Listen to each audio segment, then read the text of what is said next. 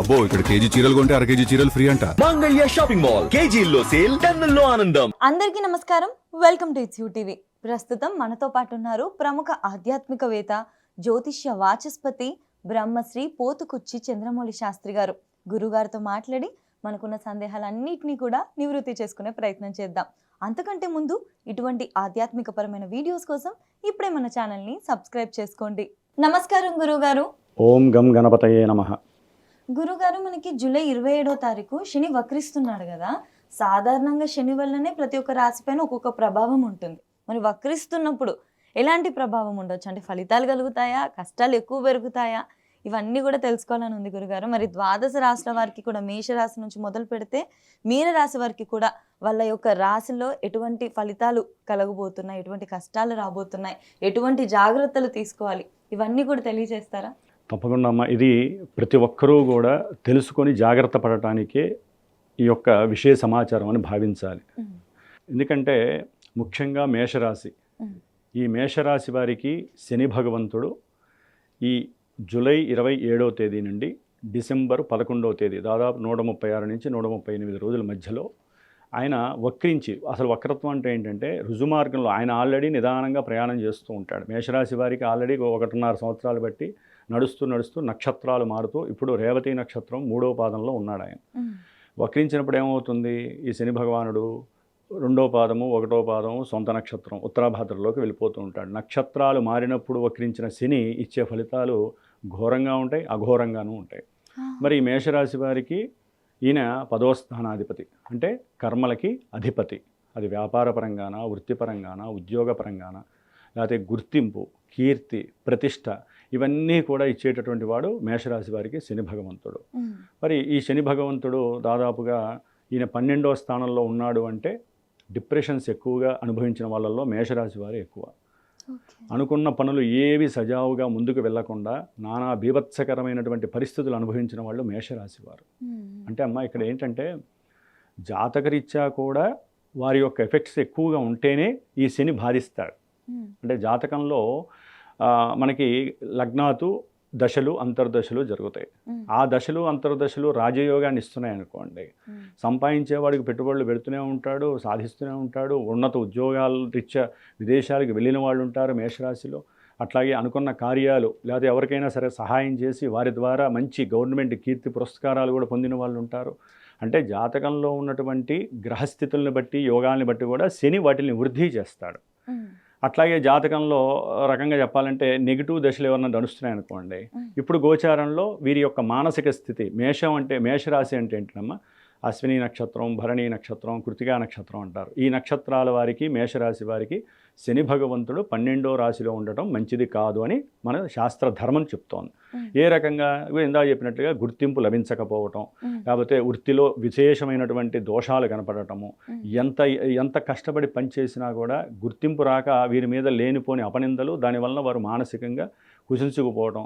అట్లాగే ఉద్యోగాదుల్లో వీరికంటూ ఒక గుర్తింపు వచ్చి ప్రమోషన్ వస్తుంది అనుకున్న సమయంలో చేజారిపోవటము, దానికి వేరే వాళ్ళు క్రాస్ అవ్వటము, లేదా ఈయన చూస్తున్న దృష్టిల ప్రకారము కుటుంబపరమైనటువంటి సమస్యలు, బంధువులతో విరోధాలు, ప్రయాణాల యందు విశేషమైనటువంటి ప్రమాదాలు జరిగి, అట్లాగే కుటుంబ కలహాల రీత్యా కూడా వీరు కోర్టు కేసుల్లో నానా బీభత్సంగా అనుభవించిన వాళ్ళు చాలామంది ఉన్నారు. కోర్టు కేసులు అంటే కుటుంబపరంగా గొడవలు కావచ్చు, ఆర్థికపరమైన ఇష్యూస్, అప్పులు ఇచ్చి కానీ అప్పులు తీసుకొని కానీ ఉంటారు కదా. ఇచ్చేవాళ్ళు ఉంటారు, ఇచ్చిన వాళ్ళు మళ్ళీ అవతల వాళ్ళ నుంచి రాబట్టుకోవడం ఎంత కష్టం.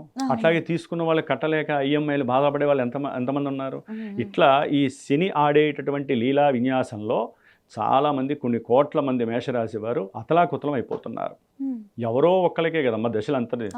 మళ్ళీ ఆ దశల్లో శనితో లింక్ ఉంటే మళ్ళీ ఇదే భావాలు వస్తాయి, అంత యోగకారకుడైన. ఇప్పుడు ప్రజెంటు మేషరాశి వారికి ఈ యొక్క శని నక్షత్రాలలో గురుడు ఉన్నాడు. అంటే గురుడు, ఈ శని 12వ భావాన్ని కాకుండా గురుడిచ్చే ఫలితాలను కూడా ఇస్తాడు. అంటే ఆర్థికంగా ఎన్నో ఇబ్బందులు, సంతానపరమైనటువంటి సమస్యలు, ఇట్లాంటివి ఎన్నో ఇచ్చేశాడు. ఇప్పుడు ఈయన వక్రిస్తున్నాడు.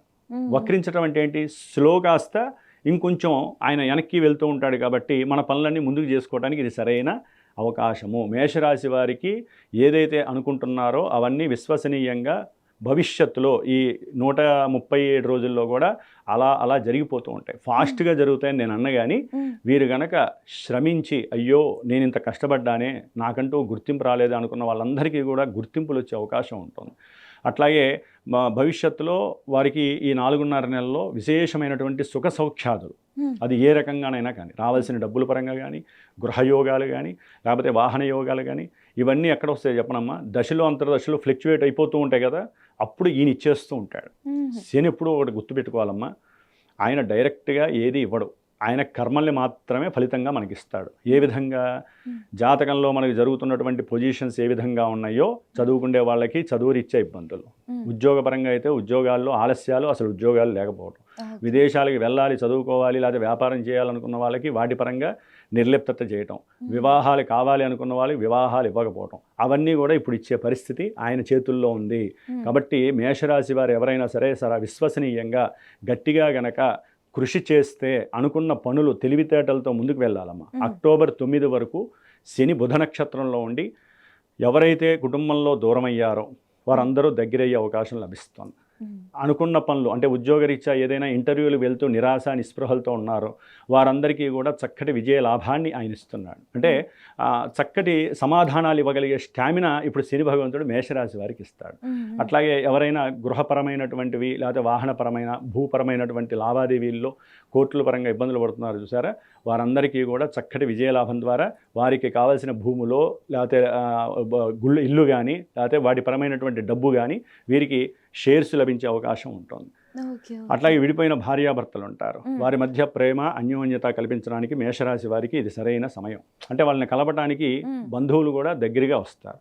సంతానపరంగా ఎవరైతే ఇబ్బందులు పడుతున్నారో అంటే వారి పరంగా ఏ రకంగానైనా సరే వారందరికీ కూడా సంతానపరమైనటువంటి కాస్త మంచి విందు వినోదాలు వాళ్ళ ఇళ్లలో కార్యక్రమాలు ఇట్లా కూడా జరగడానికి అవకాశం ఉంటుంది. ఏది ఏవైనప్పటికీ కూడా అక్టోబర్ 9 తర్వాత ఇంకా విశేషమైనటువంటి భోగాలు భాగ్యాలు మేషరాశి వారికి లభిస్తున్నాయి. సొంత నక్షత్రంలోకి వచ్చినప్పుడు ఆయన ఏదైతే వీరికి ఇవ్వకుండా పక్కన పెట్టుకున్నాడో అవన్నీ రివీల్ చేసేస్తాడు. ఉద్యోగాదులు, ప్రమోషన్స్, విపరీతమైన కీర్తి ప్రతిష్టలు, విదేశాలకు వెళ్ళాలనుకున్న వాళ్ళకి విదేశ లాభయోగాలు, ఆర్థికమైన ధనలాభాలు, ఇట్లా అన్నీ కూడా శని భగవానుడు ఇచ్చే అవకాశాలు ఉన్నాయి. అంటే ఈ సమయాన్ని గురుగారు వాళ్ళు సద్వినియోగం చేసుకోవాలి, వీలైనంత కష్టపడి శ్రమపడి చేసుకోవాలమ్మా. ఖచ్చితంగా దాని రిజల్ట్స్ అయితే కనిపిస్తాయి. ఒకవేళ అన్నీ బాగుండి జాతకంలో బాగున్న వాళ్ళకి ఇవన్నీ కొన్ని శని వక్రించినప్పుడమ్మా ఆయన ఇచ్చే మిరాకిల్స్ ఏంటి ఎవరికి అర్థం కాదమ్మా, అనుభవిస్తే కానీ తెలియదు. దాన్ని మనం కర్మదోషాలు అంటాం. అందుకనే ఎవరు కూడా ఆనందపడద్దు, ఎవరు కూడా నిరుత్సాహపడద్దు. ఎవరు పడేటటువంటి కష్టాన్ని వాళ్ళు పడాలి. ఎక్కువగా అమ్మా మనసుకి బాధని ఇబ్బందుల్ని కలుగజేసుకోకుండా జాగ్రత్త పడాలి. శని ఎక్కడ కొడతాడంటే దెబ్బ ముందు మనసు మీద కొడతాడు, ఆ తర్వాత డబ్బు మీద కొడతాడు, ఆ తర్వాత కుటుంబం మీద పెడతాడు, లేకపోతే మెయిన్ ఉద్యోగం.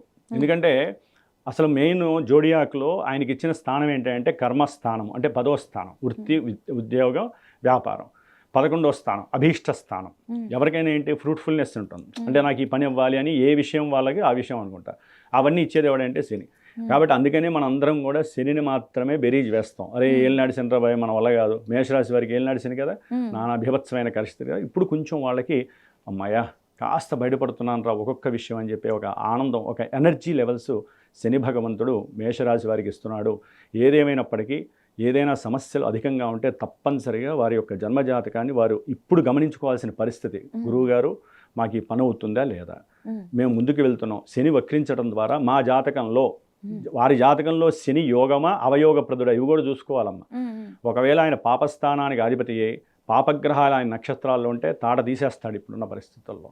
మనం చెప్పుకున్నాం కదా అని మేషరాశి వారు మానసికంగా కొంతవరకు బేరీజనిస్తాడు, జాతకరీత్యా భావాల్ని దెబ్బతీసేస్తాడు. కాబట్టి ముఖ్యంగా ఏంటంటే ఏదైనా ఇబ్బందులు ఉంటే గురువులకి ఫోన్ చేసి మాలాంటి గురువులకి వారి జన్మజాతక పరీక్ష ఇలా గ్రహాలు మారినప్పుడు కానీ ఆయన అదే రాశిలో ఉంటాడు, ఎక్కడికి పోడు.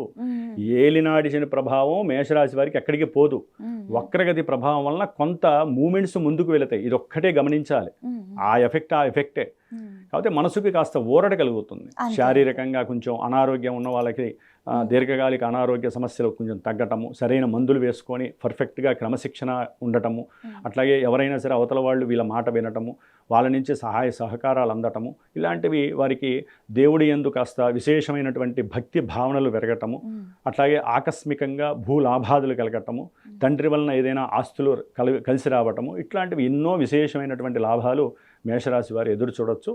ఏదేమైనప్పటికీ వీరు మాత్రము హనుమాన్ చాలీసా వదలకూడదు. నిత్యము నువ్వుల నూనెతో దీపారాయణ చేసి శని స్తోత్రాన్ని పారాయణ చేస్తూ దశరథ శని ప్రోక్తాన్ని చదివితే అది స్టాండ్లో ఉంచుకోవాలి. వీళ్ళకి జరగాల్సిన పని ఆయన చేస్తాడు. వీళ్ళు ఎంత పరిగెత్తినా కొంతమందికి జరగవు. వాడు చాలా జాగ్రత్తగా, కానీ ఈ సమయంలో దానాలు ఇవ్వకుండా వారి జన్మజాతకంలో కనుక శని పాపి అయితే కనుక దానం ఇచ్చుకోవచ్చు.